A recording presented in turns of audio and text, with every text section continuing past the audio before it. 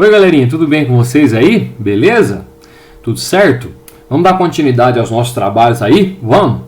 Se você olhar aí no seu esqueminha, no seu caderno, na sua apostila, você vai perceber que na aula passada a gente falou sobre separação de misturas heterogêneas, a primeira parte, tá bom? Agora nós vamos falar sobre separação de misturas heterogêneas 2, ou seja, a segunda parte, que está lá na sua apostila 2, a química é a 232, correto? O módulo é o módulo 5. A página, para você acompanhar na sua apostila aí na sua casa, que eu acho interessante, é a 255, tá bom? Então nós vamos continuar falando ainda de misturas heterogêneas, separação de misturas heterogêneas, agora uma segunda parte. A gente já havia falado 4 processos, nós vamos falar mais alguns processos para você agora aqui, tá bom? Muito bem. Quando se fala em separação de misturas heterogêneas, né? Lembrando que misturas heterogêneas são aquelas que têm 2 ou mais fases, tá bom? O que é importante a gente lembrar, hein, professor? Então, galera, vamos lá. Olha só, primeiro que é a mais clássica de todas aí, que é a filtração. A filtração ela vai separar a mistura líquido-sólido, correto? E também sólido-gás. Daqui a pouquinho a gente fala desse sólido-gás aí para vocês, tá? Gente, ó, a filtração é uma coisa extremamente simples, que todo mundo conhece. Quando você faz café na sua casa, por exemplo, usa um coadorzinho lá, tal, ou um papelzinho de filtro, né? Sem problema. Tanto é que ela chama-se filtração simples mesmo, né? A filtração simples, ela simplesmente vai separar, utilizando aí esse esqueminha que eu coloco. Você coloca lá a tua mistura, tipo água mais areia. A água, obviamente, passa pelo papel de filtro, né? Que tem porosidade. E a areia fica retida lá no papel de filtro. Então a gente consegue separar numa boa aí essa mistura sem problema. Eu acho que isso aí ninguém tem problema com filtração simples, não. A gente tem que ter um pouquinho de cuidado, meus amores, quando a gente fala de filtração a vácuo. E no caso da filtração a vácuo, como é que funciona, né? Por exemplo, se tiver, por exemplo, uma mistura, gente, pastosa, como é que você faz para filtrar? Se você colocar uma mistura pastosa, por exemplo, água mais farinha, né? Aqui, a água vai passar? Até vai, mas demora muito, né? É por isso que existe a filtração a vácuo. Na filtração a vácuo, a gente utiliza 3 equipamentos. Um deles chama funil de Buchner, o outro Kitasato e um outro ainda chamado trompa d'água, que eu vou mostrar para vocês. Então, você fala, como é que funciona isso, professor? É para intensificar a filtração? É. Eu trago aqui, gente, um esqueminha para você ver. Ó. Esse esquema aqui é uma torneira que passa água, isso aqui é uma bomba, uma bombinha que suga ar. Tenta pensar assim. Essa trompa d'água ela vai sugar ar de dentro desse sistema. Aqui é um Kitasato, tá? É um recipiente de vidro com essa saidinha aqui de vidro. Isso aqui é o funil de Buchner, é um funilzinho de porcelana, tá? Bom, a hora que você coloca a tua mistura aqui, o que acontece? Você liga essa bomba de vácuo aqui, ou trompa de vácuo, o que acontece? Essa trompa ela puxa o ar daqui de dentro, suga, e o ar aqui fica rarefeito. A gente fala que aqui fica com ausência de ar, tá? Cria-se um vácuo. E suga o líquido aqui, para ele cair aqui dentro do Kitasato, tá vendo? Então é uma sucção que é feita aqui por essa bomba de vácuo, que suga o ar, e o líquido passa. A hora que o líquido passa, obviamente, o sólido fica retido aqui dentro desse funil de porcelana, que aqui tem um papelzinho de filtro. Tá, gente? E o sólido fica retido aqui. E o líquido passa mais intensamente. Correto? Então esse vácuo vai puxar, vai sugar o líquido e a filtração acontece mais rapidamente. Tá bom? Então não esqueça os nomes dos equipamentos utilizados na filtração a vácuo. Olha lá, ó. Trompa d'água ou bomba d'água, o Kitasato e o funil de Buchner. Lembre-se que se escreve Buchner, se lê Buchner, correto? Essa é a famosa filtração a vácuo, que é para aumentar a velocidade, intensificar o processo de filtração, principalmente em misturas pastosas, misturas que requerem uma sucção para o líquido passar pelo papelzinho de filtro aí, tá bom? Muito bem. Gente, agora voltando um pouquinho aqui, ó, quando eu falei filtração sólido-gás, tá? A gente pode utilizar também a filtração, que é o caso do aspirador de pó.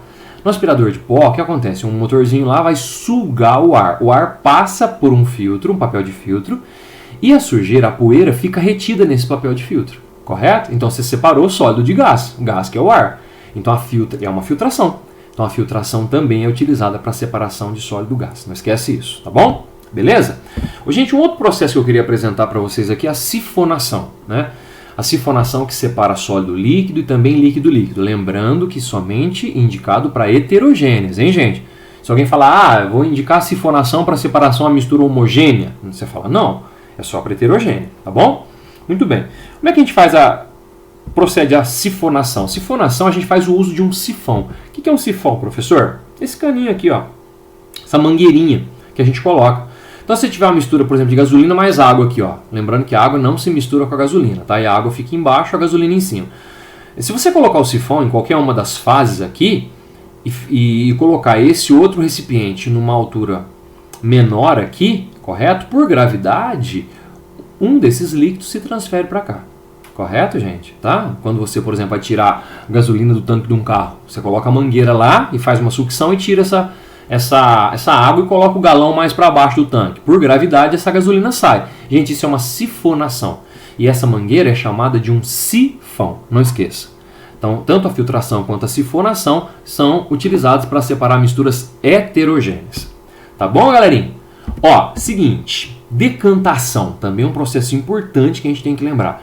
Ela separa a mistura sólido-líquido, líquido-líquido e sólido-gás, tá bem? Você fala sólido-gás, se você esperar, se você tiver um ar empoeirado, esperar um pouquinho, a poeira vai para o fundo, não vai? Tem câmaras, até chamadas de câmaras de poeira, se você deixar o ar empoeirado lá quietinho, a tendência é a poeira ir para o fundo, tá? Então rolou uma decantação. Você fala, nossa, mas decantação é a mesma coisa que sedimentação? Então, gente, nós temos esse exemplo aqui, ó, água mais areia. Se você esperar um pouquinho, por gravidade, a areia vai para o fundo, né? Rolou uma sedimentação. E quando você despejar essa água no outro recipiente, você conclui a sua decantação. Não é errado falar que houve uma decantação aqui, tá? Mas ao pé da letra, aqui rola uma sedimentação e depois, quando você remove a água, tá? Separa efetivamente a água da areia, você conclui o processo de decantação. Então isso aqui seria uma decantação, tá bom? O mais pesado, mais denso, vai para o fundo do recipiente. Tranquilo também, né, gente? Agora, olha só, se eu pegar uma mistura entre líquidos immiscíveis, importante lembrar isso, tá? Porque a mistura aqui tem que ser heterogênea. Lembrando que isso aqui é tudo indicado para separar misturas heterogêneas, hein? Não vamos confundir. Certo, galera? Então você pega lá, por exemplo, água mais óleo, ó. Nesse caso de líquido-líquido, a gente usa esse equipamento especial que todo laboratório tem, que a gente chama de funil de bromo. Tá aqui, ó. Você pode chamar de funil de decantação, você pode chamar de funil de separação. O mais usado é funil de bromo. Como é que funciona? Ele é assim, ó. Ele é funiladinho, tem uma torneirinha aqui. E aí imagina que você coloca uma mistura de água e óleo, tá? Tá lá a água embaixo, o óleo em cima. A hora que você abre a torneira, você remove a água. A hora que chega na fase do óleo, você fecha a torneira e consegue separar um do outro, né? Com uma eficiência interessante aqui, tá bom? Então isso aqui, gente, esse funil de bromo também está separando os dois líquidos por decantação. Isso é uma decantação, tá certo? Beleza? Então sempre você vai tirar o mais denso primeiro, né? E separar mistura líquido-líquido. Correto, galerinha? Tá aí a decantação para você. Sólido-líquido, então, se você esperar um pouquinho, vai para o fundo, né? Sólido-gás, o sólido, a poeira vai para o fundo também. E líquido-líquido, líquidos immiscíveis que não se misturam, o mais denso você tira e separa do outro líquido. Fechou? Tá aí decantação para vocês. Agora, nós temos também, gente, como acelerar essa decantação. Você fala de que forma, professor? Fazendo uma centrifugação. Gente, muitas misturas, se você deixa para decantar, demora demais, tá? Então você tem que intensificar esse processo. De que maneira? Fazendo uma centrifugação. Ó, isso aqui é uma centrífuga, gente, que eu trago para vocês. Olha só, um motor elétrico e aqui tem os tubos de ensaio que a gente coloca, que a gente quer separar. Isso aqui, gente, depois que a gente liga, isso aqui gira numa velocidade absurda. E esse tubo fica relativamente inclinado aqui dentro, sabe? E faz com que a parte sólida vá para o fundo, tá? Da tua mistura. É o caso, gente, do sangue. Se você pegar o sangue, gente, e deixar ele para decantar, todo mundo sabe que o sangue tem parte líquida e parte sólida, né? Se a gente deixar o sangue decantar, demora demais. Então o que a gente faz? A gente coloca o sangue numa centrífuga. Porque aí, a hora que essa centrífuga entra em operação, a parte sólida vai para o fundo, ele acelera a decantação, certo? E aí você separa a parte sólida da parte líquida do sangue. Na biologia que você vê lá aqui, a parte líquida, que é o plasma, né? 55% do total aí, e depois nós temos a parte sólida, onde nós temos os eritrócitos, os glóbulos vermelhos, os leucócitos, os glóbulos brancos, as plaquetas, né? Então essa separação é feita lá pelo biomédico quando ele vai fazer um exame no seu sangue, correto? Então ele coloca numa centrífuga. Então não esqueça, centrifugação acelera o processo de decantação, tá bom? Então, gente, tá aí o exemplo do sangue. Nós temos também a separação magnética, né? A separação magnética, gente, na verdade, como o próprio nome está falando, a gente usa um ímã. Lembrando que a separação magnética, gente, é utilizada também para mistura heterogênea, ela, na verdade, também pode ser chamada de uma imantação, viu, galerinha? Esquece não. Separa sólido do sólido. Então você tem lá usando um ímã. Vamos pegar uma mistura de enxofre mais limalha de ferro. Para quem não sabe, limalha de ferro é um pozinho bem fininho de ferro, tá bom? Se você chegar um ímã aqui próximo, lógico que o ferro, o metal, né, vai grudar no ímã, né? O ímã vai atrair esse metal e vai separar, olha só, gente, o metal do enxofre, o ferro do enxofre. Olha que interessante. Esse processo é chamado de separação magnética. Separação magnética é utilizada para tentar salvar a vida de aves também em derramamentos de petróleo, porque o petróleo se dissolve nas penas das aves e aí essa ave teoricamente vai morrer, perde a vida mesmo. O que os caras fazem? Os caras jogam limalha de ferro na superfície das asinhas dessas aves e passam um ímã. Aí o ímã puxa a limalha de ferro e o petróleo vem junto também, parte dele, e faz isso inúmeras vezes até diminuir a quantidade de petróleo na superfície das aves. Isso pode salvar a vida dessas aves, tá bom? Então esse é um processo muito interessante, que é a separação magnética ou imantação, tá bom, gente? Tá lá um outro exemplo, um ímã bem forte, bem grande aqui, pegando só a parte metálica, separando de outros materiais, por exemplo, supostamente numa demolição, tá bom? Muito bem, então nós temos a peneiração também, gente, ou tamização, tá? É muito simplesinho esse método aqui, mas eu quero que você lembre da tamização, viu, gente? Ou peneiração. Como é que funciona lá? Ó, uso de peneiras que podem apresentar diferentes malhas, tá? Separa os grãos de sólidos com tamanhos diferentes, né? Por exemplo, na hora que você separa lá a areia grossa da areia fina, até na culinária a gente costuma separar isso, passa farinha, açúcar numa peneirinha, não é verdade? Então toda vez que você utilizar uma peneira para separar misturas de componentes com grãos, né, com tamanhos diferentes, dimensões diferentes, você está fazendo uma peneiração ou tamização, tá bom? Então aí os processos de separação de misturas heterogêneas para vocês, tá bom, gente? Gente, nesse módulo a gente também tem tratamento de água, que é uma parte importante que eu vou comentar rapidamente com você aqui, olha só. Como é que é tratada essa água que chega na sua casa?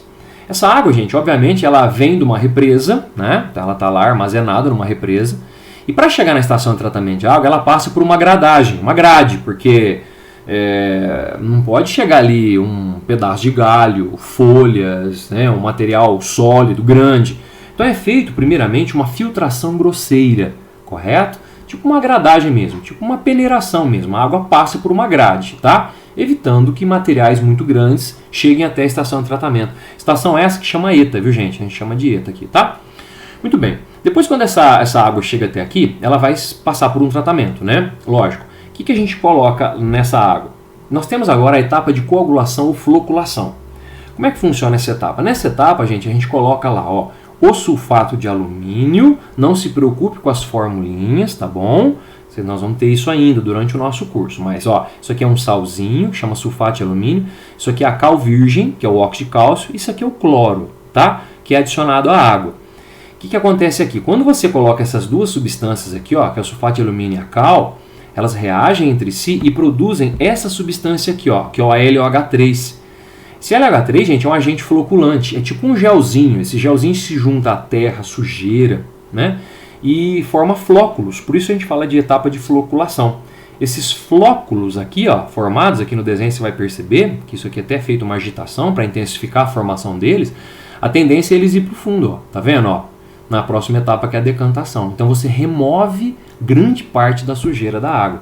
Então depois é feita a decantação, e essa parte sólida, floculada, devido à formação dessa substância, aqui, ó, esse camaradinho aqui, que é o LOH3, né, esse gelzinho, vai para o fundo na etapa de decantação. Depois, o que acontece, gente? A água ainda vai passar aqui por um outro filtro, uma outra situação de filtração. Você fala, como, professor? Olha só, ela vai passar por um carvãozinho, chama carvão ativado ou carvão ativo, areia e cascalho. Gente, esse carvão ativado aí, ó, é uma coisa muito interessante, porque ele é um carvão que tem uma porosidade muito pequenininha, muito específica, e ele retém várias coisas, viu, gente? Ele tira o odor da água, né, se tiver, lógico. Ele tira o gosto da água. Se tiver, por exemplo, algum organoclorado que a gente fala, que são compostos tóxicos para o nosso organismo, porque a água às vezes chega na estação de tratamento com matéria orgânica, sabe? E quando a gente coloca o cloro, que nós vamos comentar agora, o cloro reage lá, pode reagir com a matéria orgânica e formar compostos organoclorados. Porque a função do cloro aqui é fazer o quê? É matar as bactérias. A gente chama de uma etapa de pré-cloração, né? Porque o cloro vai formar ácidos na água que vão matar as bactérias, correto? E aí, o que acontece? Só que além de matar as bactérias, ele pode reagir com a matéria orgânica e formar compostos tóxicos, que são chamados de organoclorados, como é o caso do clorofórmio. O Enem abordou isso há pouco tempo nas provas aí. E aí o que acontece? O carvão ativado retém, ele adsorve. O que é adsorver? Ele retém esses compostos na superfície dele, dos poros. Tá? Absorver é como um todo, adsorver é quando a retenção acontece na superfície. E o carvão ativado faz isso muito bem, a adsorção de impurezas.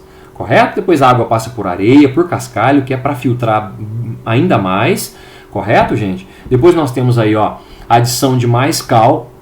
A cal, gente, o que ela faz? Além dela ajudar a formação do agente floculante, quando a gente coloca o cloro na água, forma ácidos para matar as bactérias. E a água fica extremamente ácida. E não é interessante a gente consumir uma água ácida, né, gente? Então, o que é importante? Importante colocar o CaO, porque o CaO em água tem propriedades alcalinas, básicas, neutralizando o excesso de ácidos da água. Então, controlando o pH da água. Então, a principal função do CaO no processo de tratamento de água, da cal virgem, gente, é realmente controlar o pH, tá bom? Depois é colocado mais cloro, para garantir que não tem bactérias na água, e o flúor, né, gente, que todo mundo sabe que evita o aparecimento de cárie nas pessoas, correto? Depois essa água vai para distribuição, tá bom? Vamos fazer uns exercicinhos aqui? Bora lá? Olha só, primeiro, esse exercício de aplicação, então é da tua apostila de aula, ele está na página 255, viu, gente? Necessitou-se de retirar o conteúdo do tanque de combustível de um carro. Lembra que nós falamos? Para isso, fez-se a sucção, né, com um pedaço de mangueira introduzido no tanque, deixando escorrer o líquido por um recipiente colocado no chão, tipo um galão assim, né? Esse processo é chamado de, como nós já trabalhamos isso, sifonação. Lembra que eu falei que a mangueirinha a gente chama de sifão, né? Então não tem problema, super tranquilo aí. Então os processos em si são muito tranquilos, a gente tem que lembrar dos nomes, tá bom, gente? Sifonação é o nome desse aí que usa o sifão, que é a mangueirinha. Certo, galera? Gente, eu pego agora um exercício proposto para a gente fazer, ele está na página 257 aí da sua apostila, se você quiser acompanhar lá. Um exercício interessante que envolve a avaliação de densidade também dos materiais. Olha só, o exercício dá uma tabela, né, com alguns polímeros, dá a densidade deles e coloca aqui também o álcool, a água e a glicerina e as suas respectivas densidades também. E fala o seguinte, o fluxograma é esse esqueminha aqui, né? A seguir, representa as etapas do processo utilizado para a separação dos polímeros. Após cada etapa, as frações são separadas e secas antes de serem submetidas às etapas seguintes. Gente, então veja bem, olha só. Então a gente pega aqui todo esse fluxograma e ele diz o seguinte: com respeito aos líquidos utilizados nas etapas finais do processo, é possível dizer que... Bom, ele fala que X pode ser o álcool puro. Vamos ver? Quando ele colocou água na mistura total, ele falou que tanto o PE como o PP flutuam. Vamos ver aqui, o PP e o PE, densidade 0,9 e 0,95, são menos densos que a água, que a densidade é 1. Realmente, o menos denso flutua, fica em cima, né, gente? Beleza. PS e o PET. PS e PET, esses dois segundos aqui, tá? 1,05 e 1,37, são mais densos que a água. A densidade da água é 1, tá vendo? Realmente eles vão afundar. Tranquilo até aqui, né? Agora nesse lado, o líquido X, vamos ver o que ele fala, vamos seguindo. Ele fala assim, X pode ser álcool puro. Se a gente colocar álcool aqui, vamos ver a densidade do álcool, gente, 0,80. Bom, aqui tem PE e PP. Tanto o PE quanto o PE são mais densos que o álcool. As densidades são maiores que 0,80. Então os dois vão afundar. E aqui está falando que um flutua.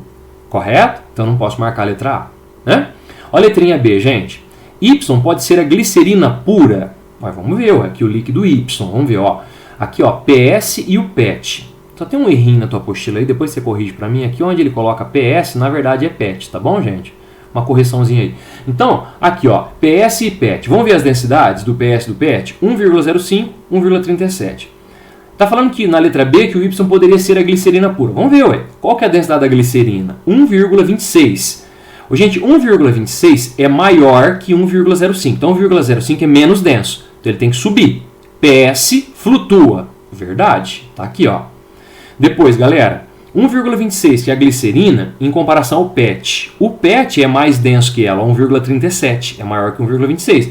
Então o PET vai para onde? Para o fundo, ele afunda. E realmente o PET afunda. Perfeito, gente. Então o líquido Y, com certeza, pode ser a glicerina pura. Olha que exercício interessante, né? Bem cara de Enem isso também. O Enem que gosta de fazer isso, gente, FUVEST também, de colocar a tabela, colocar fluxograma, colocar gráfico para você interpolar as interpretações, correto? Olhar na tabela, depois colocar no fluxograma. Muito interessante esse proposto da página 257, é o exercício 12 lá, tá bom, galera? Beleza? Muito bem. Eu trago aqui agora o exercício 3, é de aplicação, e é um exercício de tratamento de água que você tem lá na tua apostila, viu, gente? Tá na página 255, beleza? Ele vai falar de tudo que nós falamos do tratamento de água aqui, ó, né? Vou resumir para você. Ele vai falar da coagulação, né? Que é colocado em tanques lá, colocado o sulfato de alumínio que nós falamos, né? Para juntar as partículas sólidas, formar aquele aglomerado. Nessa floculação, esse gelzinho forma flóculos que vão se aglutinando em partículas maiores, né? A próxima é a decantação, como eu expliquei certinho para vocês. Essas partículas com impurezas, né, esse gelzinho com impureza tende a ir para o fundo, decanta. Depois rola uma filtração, onde se usa o carvão ativado, que nós falamos, areia, pedras, né, funcionando como um filtro. Desinfecção, que é a utilização do cloro. Tem umas situações que se usa o ozônio também, mas é bem mais caro, tá? É mais usado o cloro, mas dá para usar o ozônio também, para matar bactérias, né? Depois nós temos a fluoretação. Fluoretação é para evitar o aparecimento de cárie, principalmente em crianças, viu, gente? Aí até 14 anos. Muito bem. O texto acima faz referência ao tratamento necessário à água resultante de um banho. Então tratou a água para a gente tomar um banho lá. As afirmações a seguir dizem respeito a tratamentos de destinos dessa água. Entre elas, a mais plausível e a de que a água, vamos ver, ó, passa por peneiração. Realmente, a água passa por peneiração lá naquela filtração grosseira, lembra, gente? Cloração, sim. Floculação, sim. Filtração e pós-cloração, sim.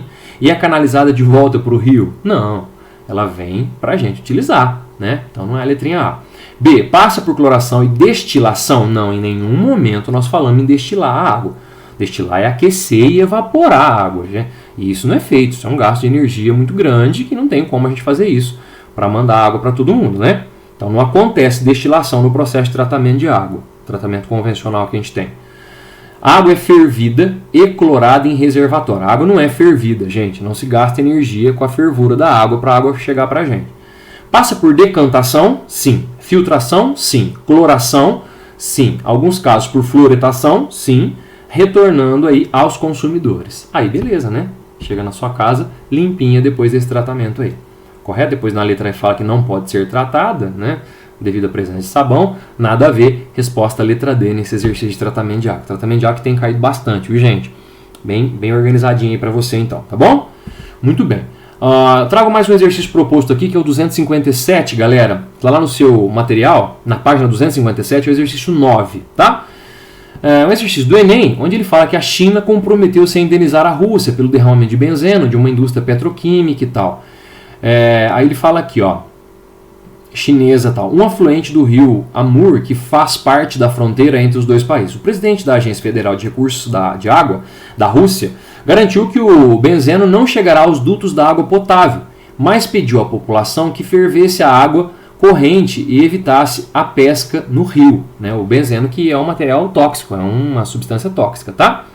Amur e seus afluentes. Bom, as autoridades locais estão armazenando centenas de toneladas de carvão, já que o mineral é considerado eficaz absorvente de benzeno. Na verdade, é adsorvente, né? Então, o que vai acontecer? Realmente, o benzeno é absorvido pelo carvão, tá? Ele não reage com o carvão, é só uma adsorção, tá bom, gente? Que é o que eu falei para vocês, usando o carvão ativo lá no tratamento de água.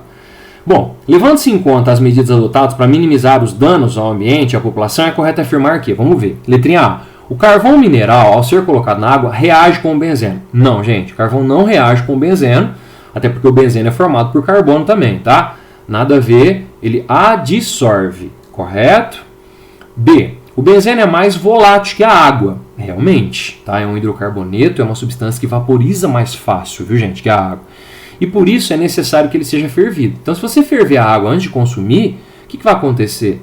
a 100 graus Celsius, com certeza, se tiver benzeno ali, ele vai evaporar. Então isso aqui seria uma coisa bastante interessante, que é a resposta do exercício.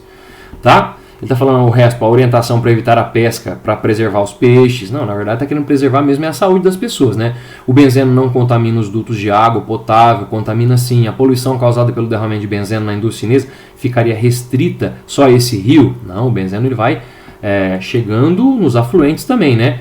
Ele está falando aqui ó, que o benzeno se decantaria naturalmente no fundo do rio, não? Ele fica misturado ali, fica andando para lá e para cá nessa água. Então, automaticamente, a resposta B seria a melhor para a gente marcar aí, tá bom?